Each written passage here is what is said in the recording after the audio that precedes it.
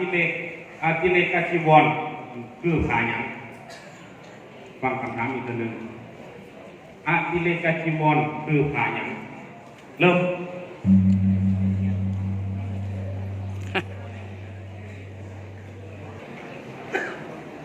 หวังว่าสิบโมฆะเป็นครั้งที่สองเนาะพระอาจารย์ได้ผู้ออกคำถามแต่จะได้ยิ้มแย้มแจ่มใสกันแล้วมื้อนี้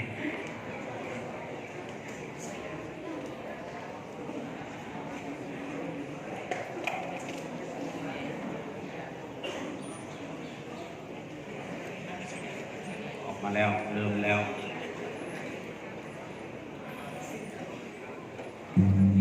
หมดเวลายกคำตอบวันนี้มาลงสมุดสาเป็นผู้ยกคำถามออกมาแล้วเป็นผ้าที่สะอาดเป็นคำตอบที่เป็นคำตอบที่ผิดมาแล้ววันแม่ผ้าหยังมีอาสาสมัครหรอ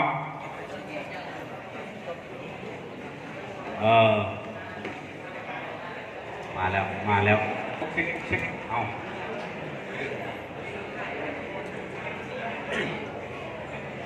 ทางหลัง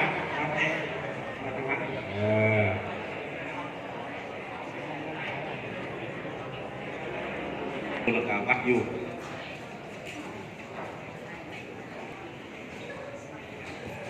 เย็บคือผม3 เดือนที่ซ่อมผมยันหัวโซ่เอาลืมกันมันยังอันที่เล็กก็จีวรแม่นพายังเป็นพาที่แก่ใส่แม่นพาที่เลือใส่เดียวเนาะคิดอะไรมากันคิดอะไรกันเนาะก็เต็มออกมาเนาะอันนี้รางวัลขอบใจเอาสาธุไอ้เจ้าแดงเลยคือตลอดเราเป็นประดับหนึ่งห้องประเทศมีท่าที่ตรงเนี้ยก่อนอดีตท่าเอาฟังทุก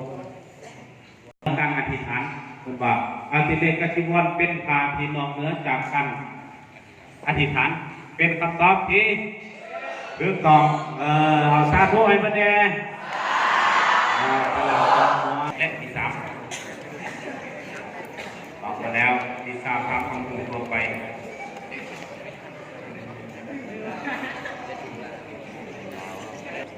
คำถามหมายเลข3มีอยู่ว่าหัวหน้าห้องการกรรมาธิการศึกษาสงฆ์แฝงคนปัจจุบันมีชื่อและนามสกุลว่าอะไรหมอสอสมสยบุรีนี่ครับเป็นอะไรนี่ครับชุด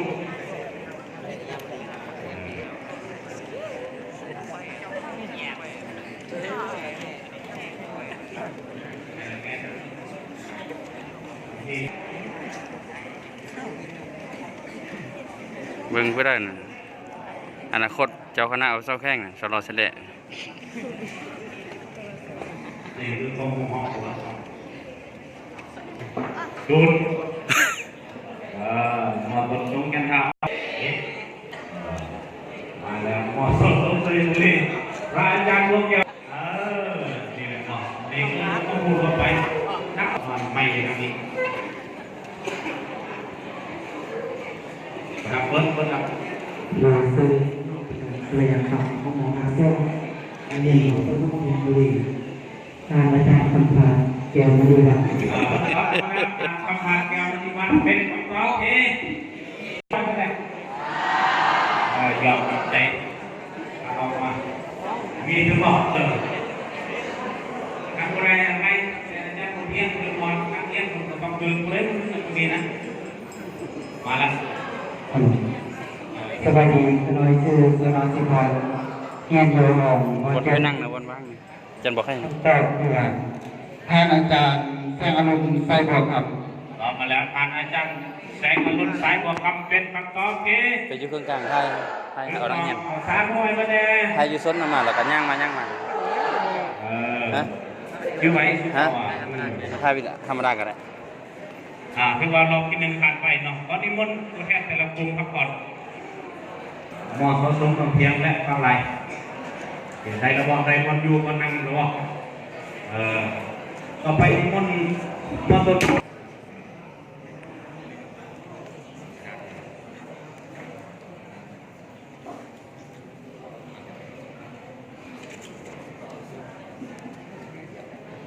ยิ้มเลยโอ้แอนนาภาษาบาลีกุ้งลิงกว่าอะไร เพชรยิ่ง เปิดตอบมาแล้วตอบของเพชรยิ่งเป็นคำตอบที่ผิดผิดเพิ่นว่าวันนี้ผิดอะไรตัวนี้คำถามนี่จะพูดรอคุณอีกเขาเนี่ยเป็น เป็นส่วนออกบทเรียนอยู่ห้องหมอห้าเนี่ยแมนลิงเพผู้ ตอบมาแล้วลิงก์เฟซบุ๊กเป็นคำตอบที่ผิดโอ้สามคำถามสามคนเราเฉลยเลยเนาะในชื่อวันอะไรเริ่ม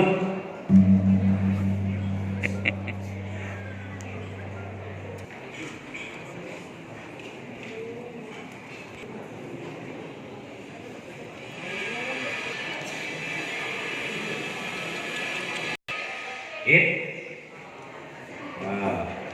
วันนี้มอสองเพียงตอบมาแล้วคิดเป็นสามอย่างเป็นคำตอบที่ผิดโอ้มาแล้วมอต้นสงปักลายตอบว่าควบลุกควบโบดควบลุกเป็นคำตอบที่ผิดศูนย์เหมือนเดิมมี สนอยคือสมณเณรธรรมะมณีไซเฮียนอยู่ห้องม.31โลภะโทสะโมหะรวมประมาณอันว่ากิเลสสัพพุทธ ตอบมาแล้วประมาณกิเลสสามสกุลเป็นคำตอบที่ถูกต้องสาธุให้พระแดงฟังคำถามขึ้นอีกหนึ่งมีผู้นำอาหารกินหบาตมาถวายเล็บตองอบัตหยังเลิก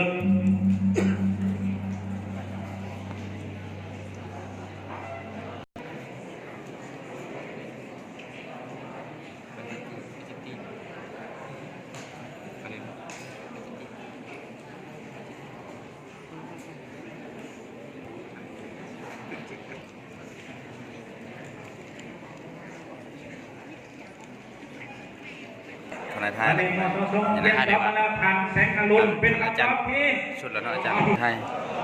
เพราะว่าเดือนนี้กำลังเริ่มบันทึกไปแล้วนี่ได้วันนี้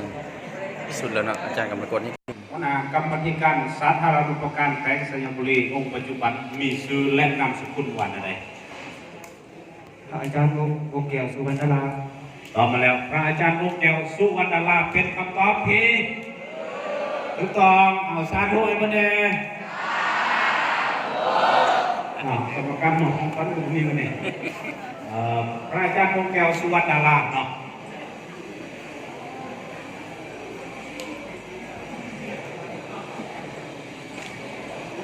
ครบแล้วเนาะวันนี้คนตัวแทนแต่ละกลุ่มก่อนเอาไปก่อนไปเป็นตรงกลางนี่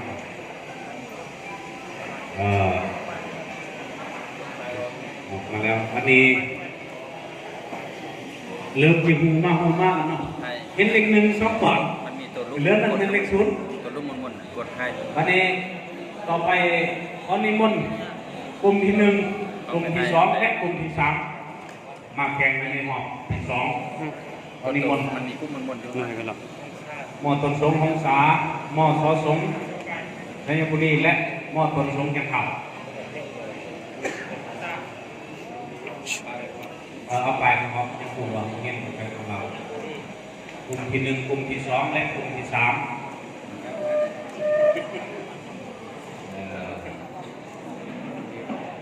มาบนมาบุได้ที่ในมีเลขหนึ่งเนี่ยเนาะผ่านไปแล้วในตอบคนละรอบทุกวันใดเลขหนึ่งมันเป็นช่องโต๊ะเนาะแล้วชุดมันนิมนต์มอต้นสงเมืองของสาม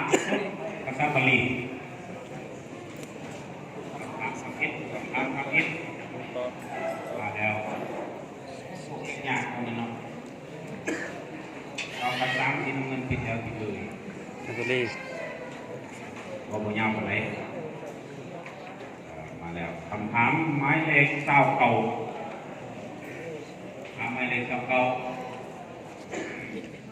หมายเลขเก้าเก่ามาแล้วคำถามมีหวานมีพัดแม่ยัง ฟังคำถามตัวนี้ครับมีพันแม่ยังเริ่ม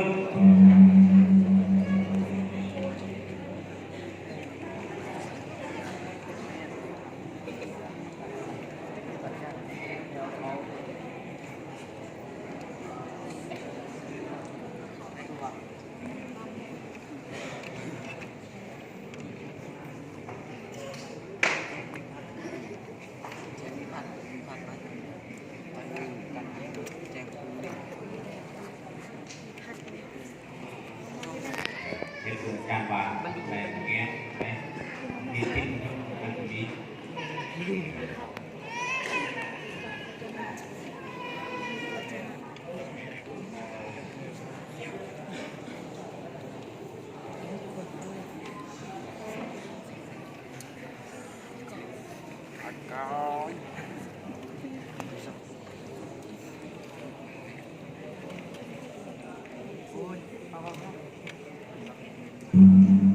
หมดเวลายกคำตอบหมอตัวสมน้องสาเขามาแล้วแปลว่าการแยกทรัพย์เป็นคำตอบที่ผิดตอนนี้มาหมอตัวสมเป็นเท่าเพราะว่าการแยกเป็นคำตอบที่ผิดไอ้เดียวหมอตัวสมใส่คนนี้เพราะว่าแมนทรัพย์สำหรับประกอบนามทรัพย์แยกทรัพย์เป็นคำตอบที่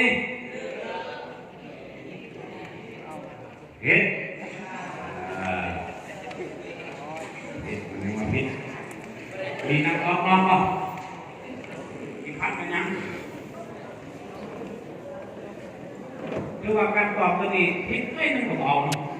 เอกไม่พูดกันสระอาอะไรยาวเกินไปอะไรสั้นเกินไปตรงไปมีนักตอบป่ะทีนี้เอาบะหมี่เฉลยเลยเฉลยเลย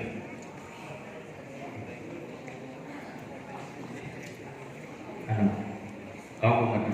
เรียนทรัพย์สำหรับประกอบตั้งนำทรัพย์